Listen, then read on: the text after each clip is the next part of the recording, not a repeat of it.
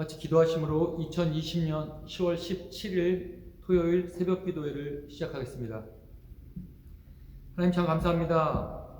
오늘도 저희에게 새날 주시고 또 이렇게 주님의 말씀 앞으로 주님의 전 앞으로 나오게 하신 주님의 은혜 감사합니다. 하나님 우리에게 주님의 말씀을 허락하여 주셔서 감사합니다. 하나님 우리가 주님의 한 말씀이라도 붙잡고 그 말씀이 우리 삶 속에 실제되어지기를 간절히 소원합니다. 그래서 우리가 주님의 마음을 알고 하나님 우리가 주님의 그 뜻을 이 땅 가운데 이루어가며 주의 영광을 위하여 살아가는 자들 되기를 간절히 소원합니다. 그러는 가운데 우리 삶에 기쁨이 넘치는 줄로 믿사오니 하나님 우리의 모든 높아진 마음들을 낮춰주시고 온전히 예수 그리스도의 겸손함을 우리에게 입혀주셔서 하나님의 거룩하신 말씀 앞에 순종할 수 있는 믿음을 더하여 주시기를 간절히 소원합니다. 주님 사랑합니다. 오늘 이 예배 가운데 주님만이 영광 받으시기를 소원하며 이 모든 말씀 살아계신 우리 주 예수 그리스도의 이름으로 간절히 기도하였습니다. 아멘. 오늘 하나님께서 저에게 주시는 말씀은 예레미야서 49장 1절부터 6절까지 말씀입니다. 예레미야서 49장 1절부터 6절까지 말씀 잠깐 묵상하시도록 하겠습니다.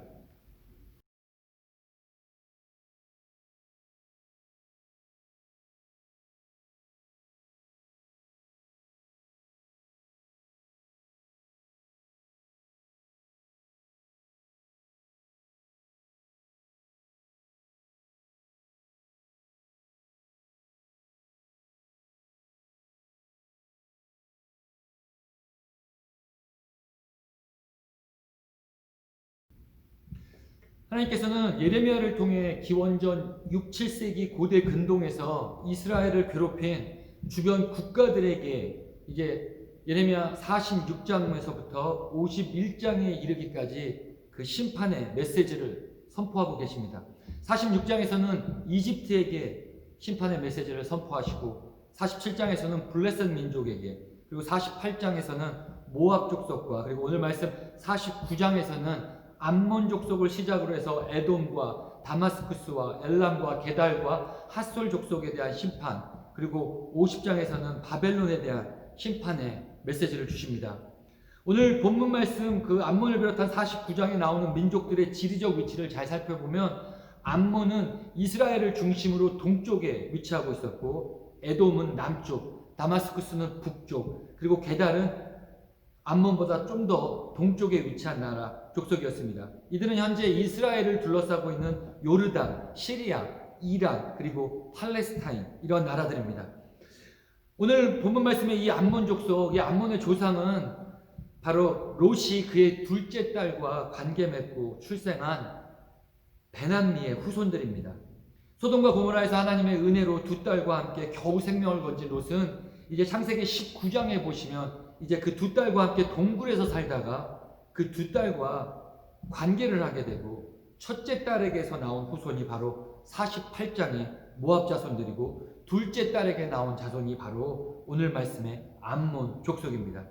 그들의 태생은 좀 그렇지만 어찌 보면 이들 이스라엘과 좀 먼 친척지간이었습니다. 친척지간인 민족이었습니다. 롯이 아브라함의 조카니까 조카 딸들의 자손들이니 한 6촌, 7촌 오늘날로 얘기하면 좀 그 정도 되는 어쨌든 가까운 민족이었습니다. 그래서인지 신명기 2장 말씀을 보시면 하나님께서 모세에게 가나안 땅을 정복하기에 앞서서 이렇게 말씀하십니다. 오늘 너는 모압 땅의 경계인 아르를 지나 암몬 자손이 사는 곳에 다다를 것이니 너는 그들을 괴롭히지도 말고 싸우지도 말아라. 암몬 족속의 땅은 내가 너에게 유산으로 주기로 한 땅이 아니다. 그곳은 내가 이미 롯의 자손에게 유산으로 주었기 때문이다. 암몬 자손의 땅을 건들지 말라고 그 땅을 점령하지 말라고 이스라엘 백성에게 분명히 명령하셨습니다. 하지만 역사 속에서 이 암몬 민족은 반대로 끊임없이 이스라엘을 괴롭혔다는 것을 우리가 알고 있습니다. 먼저 열왕기에 보시면 북이스라엘이 아수르의 침공을 받을 때 이들이 갓과 그 요단강 동쪽 지파 갓과 르우벤 지파의 영토를 점령합니다. 그래서 오늘 말씀 1절에 보시면 몰렉 신이 갓을 차지하고 몰렉의 백성이 갓의 성읍들에서 자리 잡고 사느냐라고 말씀하시는 이유입니다. 그리고 지금 이 말씀 예레미야의 시대에도 바벨론이 유다를 공격할 때 이 암몬 족속이 바벨론 쪽에 서서 유다를 계속 괴롭히고 유다가 망하도록 도왔습니다. 그리고 유다가 망하게 되었을 때 그 유다가 망한 것을 두고 조롱하고 기뻐했다라고 에스겔 선지자가 기록합니다. 이렇듯 암몬 족속은 역사 속에서 하나님의 은혜를 받았지만 그 은혜를 저버리고 이스라엘의 반대편에 서서 이스라엘의 적으로 이스라엘을 망하게 하는데 일조하였고 이제 그에 따른 심판의 메시지를 예레미야로부터 듣게 되었다는 말씀입니다. 우리가 오늘 말씀 이 49장을 포함한 46장부터 51장에 이르는 이방 나라들의 심판의 말씀을 우리가 묵상하며 한 가지 생각해 보아야 할 것은 왜 하나님께서는 악한 이방 나라들을 통해 하나님의 선민인 이스라엘을 고통 속에 두시며 연단하시고 징계하시냐라는 문제입니다. 하나님의 선택된 백성, 선민 이스라엘의 죄악을 다스리시는 하나님이 그들을 혼내시고 징계하시는 것은 알겠는데 왜 악한 우상을 섬기는 이방 주변 나라들을 사용하셔서 이스라엘의 믿음 없음을 꾸짖으시고 징계하시냐는 말씀입니다. 그리고 더 아이러니한 것은 하나님께서 당신의 연단의 도구로 사용한 그 이방 나라들에게 그들의 이스라엘 백성들을 괴롭힌 그 죄를 묻고 심판을 내리신다는 사실입니다. 얼핏 생각하면 이 이해되지 않는 하나님의 섭리를 우리가 이해하기 위해서 하나님의 열방을 구원하시려는 구속사역이라는 이 큰 그림을 우리가 먼저 이해해야 합니다. 하나님께서 이스라엘이라는 나라를 하나님을 알지도 못하는 이방 나라를 통해 징계하시는 목적은 바로 하나님만이 세상의 유일한 신이시며 그 세상을 다스리시며 통치하시는 진정한 왕 중의 왕, 유일신이라는 것을 알게 하시려는 목적이 있었다라는 겁니다. 역사 속에 수도 없이 다른 우상들을 의지하며 살았던 이스라엘에게 그리고 그 이스라엘을 심판하시기 위한 연단의 도구로 사용하는 그 이방 민족들에게도 또한 이 땅 가운데 여호와 하나님만이 가장 위대하고 유일한 신이라는 것을 알게 하시려는 구속사역의 구원사역의 어떤 그러한 목적이 하나님의 큰 그림이 있으셨다라는 말씀입니다. 지금 이 시대에 우리 크리스찬들에게 이 하나님만이 유일한 신이시고 그분이 세상을 주관하시고 통치자 되신다는 이 컨셉은 너무나 이해하기 쉬운 컨셉이지만 이것은 고대 근동시대의 사람들, 그 당시 사람들에겐 이해하기 어려운 일이었습니다. 그 당시에는 보통 한 민족이 섬기고 있는 자신들만의 신, 자신들의 민족 신들이 존재하고 있었기 때문입니다.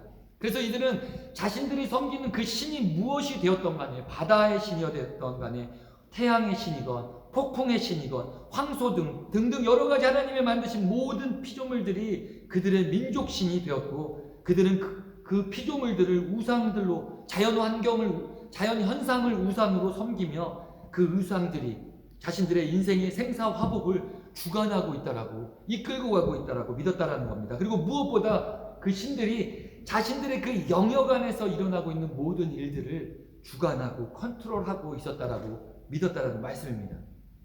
그런데 문제는 이러한 이 생각을 이방 민족들 뿐만이 아니라 이스라엘 백성들도 그렇게 비슷하게 생각했다라는 겁니다. 이들은 솔직히 자신들을 이집트에서 구원하신 그 여호와 하나님, 그분이 누구신지를 정확히 알지 못했습니다. 여호와 하나님이 마치 다른 이방 민족들의 신처럼 어떤 지역에만 한정되어 힘을 발휘하는 그러한 신이라고 믿고 있었습니다. 어쩌면 하나님을 다른 우상들과 같이 지역신으로만 이해하고 있었다라는 말씀입니다. 그래서 그 요나서 말씀을 보시면 요나가 하나님의 명령을 어기고 하나님의 니느웨로 가서 회개를 명령하라는 그 선포하라는 그 말씀을 어기고 니느웨로 가지 않고 스페인으로 도망가는 장면을 기록하는 그 1장 3절 말씀에 보면 요나는 주님의 낯을 피하여 스페인으로 도망가려고 길을 떠나 욥바로 갔다. 요나는 주님의 낯을 피하여 스페인으로 도망가려고. 무슨 말씀인가 하면 하나님의 선지자였던 요나조차도 자신이 섬기고 있는 하나님을 피해서 다른 곳으로 숨을 수 있다라고 믿었다라는 말씀입니다. 주님의 낯을 피하여라는 이 말씀은 요나가 자신이 있는 그 지역을 벗어나면 하나님의 낯을 피할 수 있을 것이라, 하나님의 임재하는 것을 피할 수 있을 것이라고 생각했다라는 말씀입니다. 이 세상이 하나님의 것이기에 하나님께서 임재하시지 않은 곳이 없는데, 요나는 그 하나님을 피하여 어디로 피해서 숨을 수 있다라고 생각했다라고 요나서에서 기록하고 있습니다. 온 세상의 통치자 되시는, 이 세상을 주관하시는, 어디에도 계시지 않은 곳 없는, 세상에 충만히 임재하시는 이 하나님이라는 컨셉, 우리에게 너무나도 익숙하지만 이 당시 사람들에게 낯설었던, 이해하기 어려운 컨셉이었다는 말씀입니다. 하지만 저희도, 이 시대 크리스찬들인 저희도 잘 생각해보면 이러한 컨셉으로 생각하며 신앙생활 할 때가 종종 발견됩니다. 예를 들면 교회에 오면 왠지 하나님이 정말 더 계실 것 같은 느낌이 듭니다.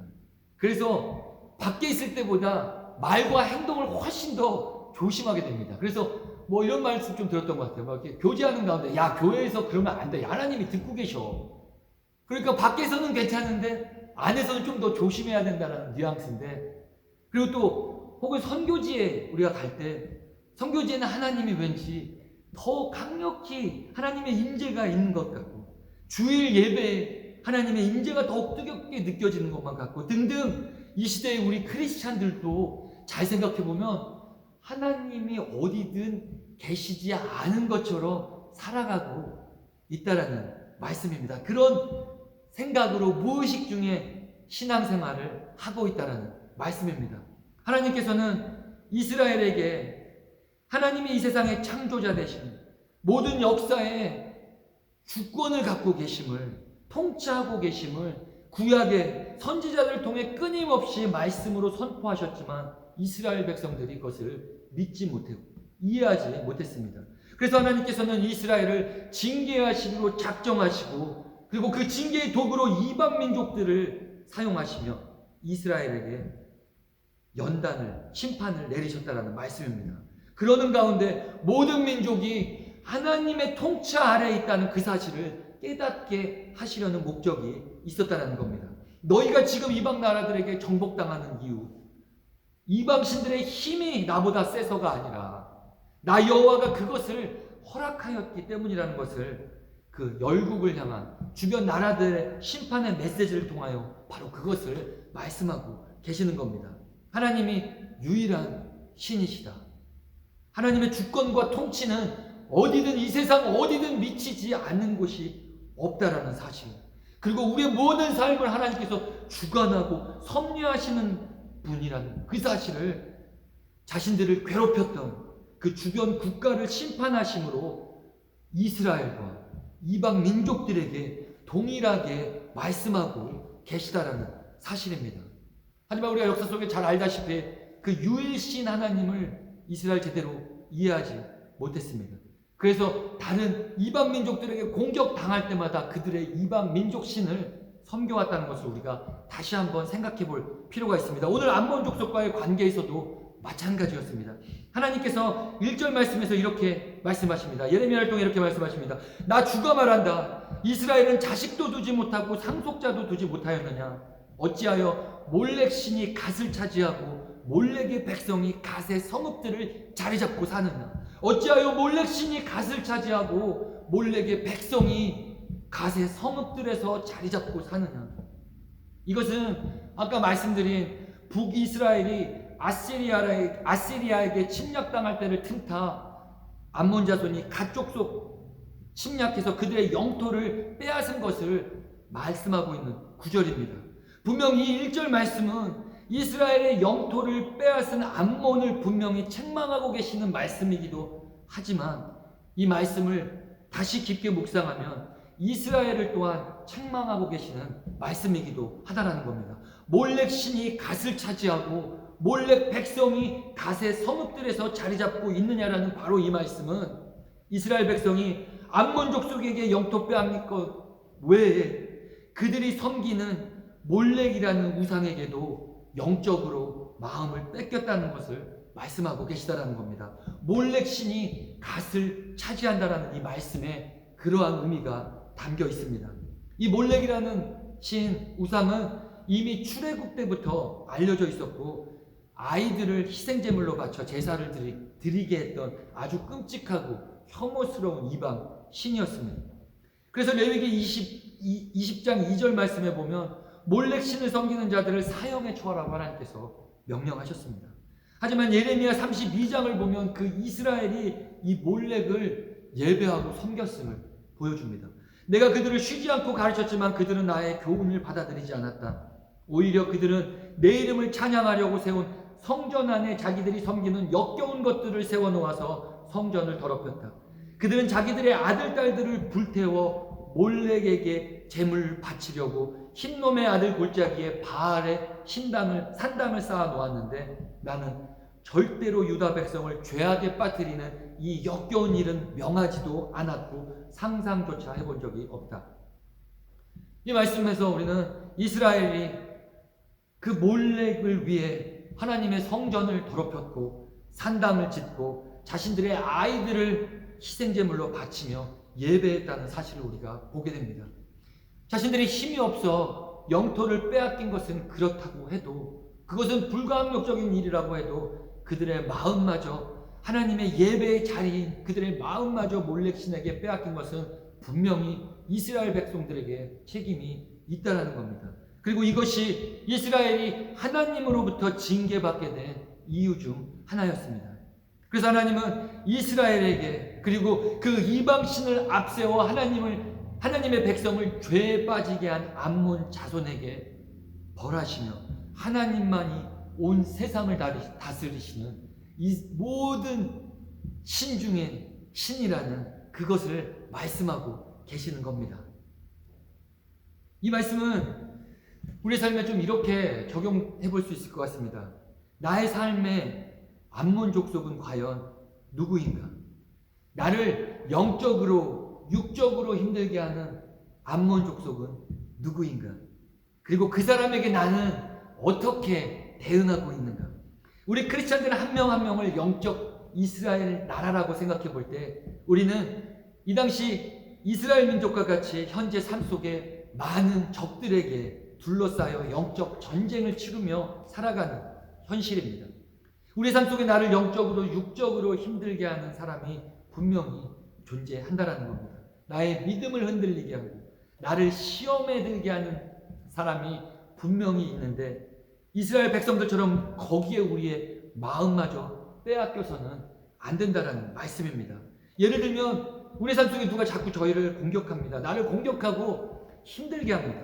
나의 몸과 마음을 좀 신경 쓰게 만들고 피곤하게 만들고 영적으로 시험 들게 하는 사람이 교회 안에, 목장 안에 혹은 직장 안에 어딘가에 있습니다. 그런데 만약 우리가 내 삶 속에 누군가의 영적인 공격에 나도 똑같이 그 사람의 영이 하는 대로 대응한다면 만약 그 사람이 나를 미워한다고 해서 나도 미워하고 그 사람이 나를 욕하니 나도 욕하고 그 사람이 나를 치욕스럽게 하고 모욕을 준다고 해서 나 또한 그렇게 동일하게 대응한다면 그것은 바로 하나님의 말씀을 잊고 그 몰렉의 영을 예배하던 이스라엘 백성들과 같은 죄를 범하는 것이라는 말씀입니다.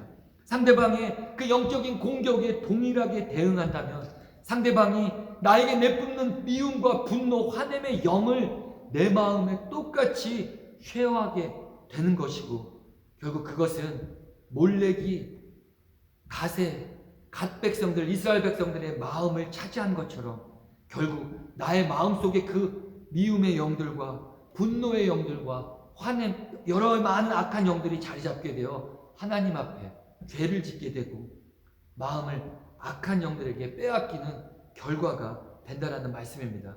그 몰렉의 영을 따라 예배했던 이스라엘 같이 우리 마음 안에 하나님께서 원하시지 않는 미움과 분노의 영, 그들에게 마음의 자리를 내주게 된다라는 겁니다. 그래서 우리는 크리스찬들은 살아가며 물리적인 손해를 보게 되더라도 영적으로 동일하게 세상에 대응해서는 안 됩니다. 하나님께서 원수를 갚는 것이 우리에게 달려있지 않고 하나님께 달려있다라고 말씀하셨습니다. 왜냐하면 우리의 마음으로 죄짓지 않게 하시기에 그렇게 말씀하셨습니다. 악한 마음, 악한 영들에게, 다른 것들에게 하나님의 선한 마음들을, 하나님을 예배하는 그 마음을 빼앗기지 않기 위해, 그 자리를 내어주지 않기 위해 하나님께서 원수를 우리가 우리의 마음으로, 우리의 악 생각들로 갚지 말라고 말씀하셨습니다. 적에게 둘러싸여 억울하고 답답한 상황에 있더라도 우리는 침묵하고 대응하지 말아야 합니다. 우리가 혹시나 이스라엘 백성들과 같이 몰렉이라는 이방신에게 마음을 내어줬던 이스라엘과 같이 조금 상황과 형편은 다를지 모르지만 그 악한 영들이 똑같이 동일하게 대응할 때 그 몰렉의 영이 이스라엘을 차지했던 것처럼 우리의 마음속에 악한 영들이 들어와 하나님을 예배하는 마음을 방해할 수 있기 때문입니다. 그리고 우리가 우리의 방식대로, 우리의 마음대로 대응하지 않을 때 하나님을 찾으며 인내하며 그렇게 기다릴 때 2절 말씀에서처럼 하나님께서는 그 하나님께서 정하신 그때의 그 심판의 날을 통해 우리를 억울함 속에, 답답함 속에, 고통 속에서 해방시켜 주신다라는 것을 잊어서는 안 되겠습니다. 만약 관계 가운데 누군가 나를 힘들게 하고 있다면 바로 이 이스라엘의 역사를 반면교사 삼아 먼저 내 자신이 하나님 앞에 회개할 것이 없는가 돌아보시고, 두 번째로 그들의 영적인 공격에 내가 타협하고 있는가 혹은 대응하고 있는가를 다시 한번 돌아보시는 가운데 하나님께 그 모든 주도권들을 내어드리며 인내로 기다리셔야만 한다라는 말씀입니다.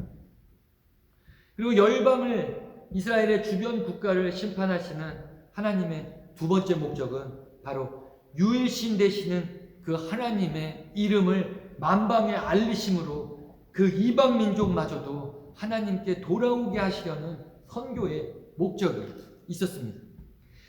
오늘 2절 말씀을 보면 하나님께서는 암몬의 수도 라빠가 폐허가 될 것이라고 말씀하십니다. 이곳은 원래 정말 견고하고 튼튼한 난공불락의 이 당시 요새지였는데 어느 누구도 이곳이 무너지리라고 상상 못했지만, 하지만 하나님의 심판으로 라빠는, 그리고 그 성읍들은 불에 타버리고 온 집들이 폐허가 될 것이라고 말씀하십니다. 그리고 3절에서도 그들이 섬겼던 우상 몰렉도 포로로 끌려가고 몰렉을 섬기며 예배했던 제사장들과 고관들 모두 하나님의 권세 앞에 무릎을 꿇게 될 것이라 말씀합니다. 참고로 이 암몬이라는 나라는 유다가 망한 뒤 4년 뒤에 바벨론으로부터 망하게 됩니다. 이 하나님의 심판의 메시지가 그대로 예언대로 이루어지게 됩니다. 그리고 4절과 5절을 보니 암몬 족속들이 왜 이렇게 교만하게 행했는가가 나오는데, 그들은 자신들의 비옥한 땅을 자랑하고 재물을 의지했기 때문에 교만에 행했다라고 하나님께서 말씀하십니다. 그리고 하나님은 그들의 교만의 근거, 그 근거가 되는 모든 것들을 완전히 4절 5절에서 꺾어버리시겠다라고 우리에게 말씀하십니다. 그런데 6절 말씀이 좀 잘 이해가 되지 않습니다. 그러나 그렇게 한 뒤에는 내가 사로잡혀간 암몬의 포로들을 돌아오게 하겠다. 나 주의 말이다. 하나님께서는 무슨 말씀을 하시는가 하면 지금 이스라엘을 괴롭힌 이방 민족인 암몬에게 심판을 명령하심과 동시에 이스라엘 민족에게 그렇게 하셨던 것처럼 이사야, 예레미야, 에스겔 모든 선지서에서 이스라엘을 멸망을 예고하시고 회복을 약속하셨던 것처럼 이 암몬 족속에게도 심판을 명령하심과 동시에 그들의 회복을 6절에서 명령하고 계시다는 사실입니다. 그런데 이 회복에 대한 메시지, 이스라엘을 대적한 나라들, 이스라엘을 대적한 이방 민족들, 우상을 섬기던 이방 민족들을 향한 하나님의 회복의 메시지는 암몬에게 뿐만 아니라 46장의 이집트에게도, 그리고 모압에게도, 그리고 49장의 엘람 족속에게도 주신다는 사실입니다. 46장 26절을 보면 내가 그들의 목숨을 노리는 바빌로니아 왕 느부갓네살과 그 부하들의 손에 그들을 넘겨주겠다. 그런 다음에도 그 땅에서는 다시 예전처럼 사람이 살게 될 것이다. 모압에게도 48장에서 이렇게 말씀하십니다. 그러나 훗날에 나는 사로잡혀간 모압의 포로들을 돌아오게 하겠다. 나 주의 말이다. 모압을 심판하는 말씀이 그치다. 그리고 엘람에게도 49장 37절입니다. 훗날에 내가 사로잡혀간 엘람의 포로를 돌아오게 할 것이다. 하나님께서는 우상들을 섬긴 이방 민족들을 심판하신다라고 말씀하시며 동일하게 이스라엘에게 그렇게 하셨던 것처럼 지금 그들을 회복하시겠다라고 말씀하신다는 사실입니다. 우리가 이 6절의 이방 민족들의 회복의 메시지를 통해 우리에게 말씀하시는 그 하나님의 음성은 바로 하나님은 이스라엘의 하나님이시기도 하지만 이 세상 모든 민족의 하나님이시기도 하다라는 것을 우리에게 알려주고 계시다는 겁니다. 오늘 말씀의 암몬 족속도 죄악 속에 있었지만 하나님을 섬기지 않았지만 하나님의 형상을 따라 지음받은 하나님께서 다스리시는 바로 그 백성들이라는 말씀입니다. 하나님께서 택한 백성인 이스라엘만이 아니라 모든 이방 민족들을 향해 하나님의 선하신 구체적인 계획을 가지고 계시고 하나님께서는 그들을 부르시고 계시다는 말씀입니다. 하나님의 제사장 나라 선택된 백성은 이스라엘이지만 다른 모든 이방 민족들 또한 아브라함에게 약속하셨던 땅에 사는 모든 민족이 아브라함으로 말미암아 복을 받을 것이다라는 바로 이 약속 안에 있는 민족이라는 말씀입니다. 하나님께서는 이스라엘에게 뿐만 아니라 모든 민족들에게 동일하게 은혜 주시기를 원하신다는 사실입니다. 잘 생각해보면 구약시대에 이스라엘이라는 나라를 통해서 이미 이방 민족들은 하나님의 이름이 선포되었고 그 복을 누린 사람들이 있었습니다. 예를 들면 출애굽 당시에 이스라엘 백성들이 이집트에서 나올 당시에 이스라엘 민족뿐만 아니라 그 10가지 재앙을 통해 하나님의 능력을 알게 된 이방 민족들이 그 이스라엘 백성들을 따라 같이 출애굽하였습니다. 그리고 가나안 정복 시의 이방 민족이었던 기생 라합은 능력의 하나님의 소문을 듣고 정탐꾼을 구해주어 구원에 이르렀습니다. 룻기에서도 마찬가지입니다. 이방 여인이었던 룻은 시어머니 나오미를 통해 하나님을 만나게 되었고 자신의 고향 땅으로 돌아가지 않고 바로 하나님 나오미를 따라 하나님을 믿기로 작정하고 그리고 복을 누리게 되었다는 말씀입니다. 이스라엘이 거룩한 민족으로 제사장 나라로 그 역할을 잘 감당할 때는 분명 이방 민족에게 하나님의 능력과 이름이 선포되었고 그 이름의 능력을 경험한 이방 민족들 그중 일부는 분명 하나님을 믿고 따랐다라는 말씀입니다. 하지만 그들이 불순종할 때는 역으로 그 이방 나라를 사용하셔서 심판하심으로 이스라엘을 징계하심과 동시에 이방 나라에게도 하나님의 하나님 되신 온 세계의 창조자, 온 세계의 구원자 되신 하나님이신 것을 선포하고 믿지 않는 자들에게 우리가 복음을 증거하시는 것처럼 이미 하나님께서는 구약시대부터 그 복음의 역사를 하나님 스스로께서 시작하시고 감당하시고 계셨다라는 말씀입니다. 우리를 향해 영적으로 공격하고 있는 누군가를 향해 우리가 타협하거나 대응해서는 안 되고 사랑으로 대해야 하는 이유가 바로 여기에 있습니다. 어쩌면 하나님께서는 주를 알지 못하는 자들에게 혹시 주를 아는 자들과 관계를 맺게 하시며 우리로 때로는 어렵게 하시고 관계 속에 힘들게 하시는 이유가 바로 우리의 삶을 통해 하나님의 능력, 그리스도의 복음의 능력을 증거하게 하시려는 목적이 있다라는 말씀입니다. 복음, 말씀으로 증거해야 하기도 하지만 나를 미워하고 나를 고통스럽게 하는 그 사람에게 말씀으로도 복음을 증거해야 하지만 오른뺨과 왼뺨을 내어줌으로 속옷과 겉옷을 다 벗어줌으로 그리고 오리 심리를 같이 동행해줌으로 하나님의 능력의 사람으로 이방 민족들과 그렇게 살아가야 되는 의무가 우리 오늘날 크리스찬들에게 있다라는 말씀입니다. 이 시대의 영적 이스라엘 백성들인 우리 크리스찬들 이제 구약시대 이스라엘 백성들이 완수하지 못했던 모든 이방 민족들과 우리의 이웃들에게 하나님의 능력을 보이고 선포하는 그 사명을 안고 살아간다라는 바로 그 사실을 절대로 잊어서는 안 되겠다는 말씀입니다. 하나님께서 이 주변 이방 국가들을 예레미야 46장과 그리고 51장에 이르기까지 심판하시며 우리에게 두 가지 사실을 기억하라고 말씀하십니다.